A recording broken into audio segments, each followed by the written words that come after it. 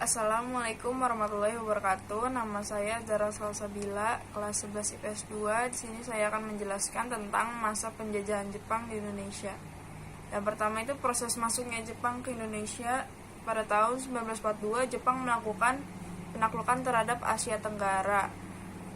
Memasuki Nusantara, Jepang memberikan bantuan kepada penduduk yaitu faksi Sumatera untuk melakukan revolusi dan serangan kepada pemerintah kolonial Belanda.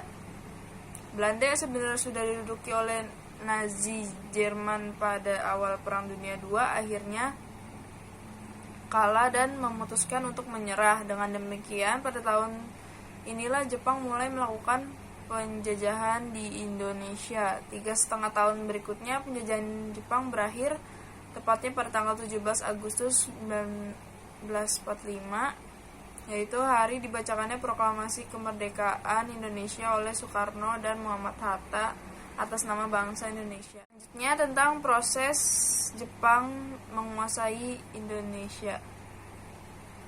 Secara resmi, Jepang telah menguasai Indonesia sejak 8 Maret 1942 ketika Panglima tertinggi pemerintah Hindia Belanda menyerah tanpa syarat di Kalijati, Bandung.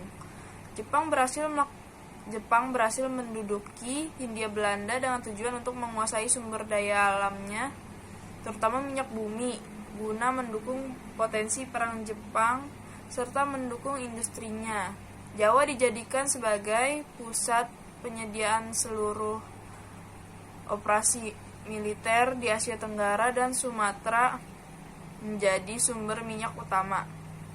Jepang tanpa banyak menemui perlawanan berhasil menduduki Indonesia. Bahkan bangsa Indonesia menyambut kedatangan bala tentara Jepang dengan perasaan senang dan gembira karena berpikir Jepang telah membebaskan bangsa Indonesia dari belenggu penjajahan kolonial Belanda.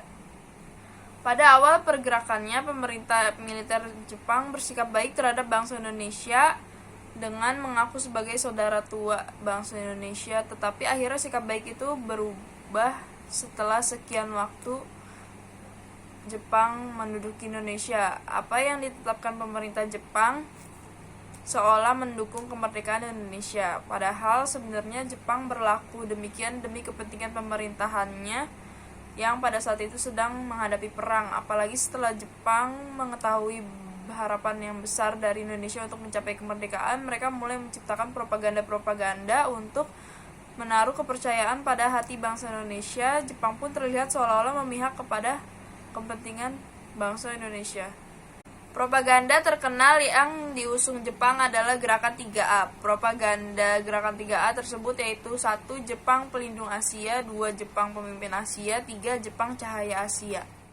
Selanjutnya tentang peralihan kekuasaan dari pemerintah kolonial Belanda hingga dikuasai oleh Jepang. Peristiwa menyerahnya Belanda kepada Jepang sehingga menduduki Indonesia terjadi pada perjanjian Kalijati antara Belanda dan Jepang yang dilakukan di Kalijati, Jawa Barat, dilakukan pada tanggal 8 Maret 1942. Perjanjian ini berisi penyerahan tanpa syarat pemerintahan Hindia Belanda atau nama Indonesia saat dijajah oleh Belanda kepada pasukan Jepang. Jepang banyak melancarkan serangan ke Indonesia yang saat itu dijajah Belanda.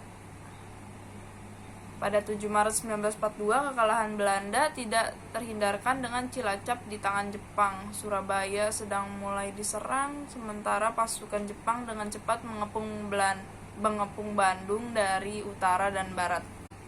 Pada 8 Maret 1942, Gubernur Belanda Dr.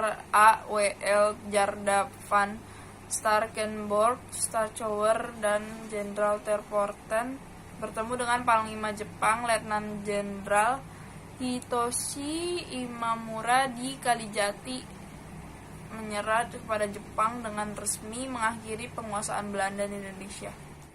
Selanjutnya kebijakan-kebijakan pada masa penjajahan Jepang di Indonesia.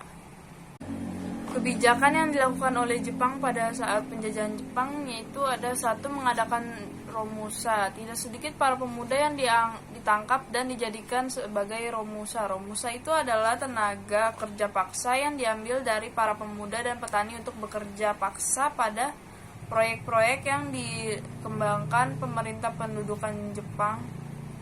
Banyak rakyat kita yang meninggal karena menjalankan Romusa, karena umumnya mereka menderita kelaparan dan berbagai penyakit. Yang kedua, para petani diawasi secara ketat dan hasil-hasil pertanian harus diserahkan kepada pemerintah bala tentara Jepang. Hewan peliharaan penduduk dirampas secara paksa untuk dipotong guna memenuhi kebutuhan konsumsi Jepang.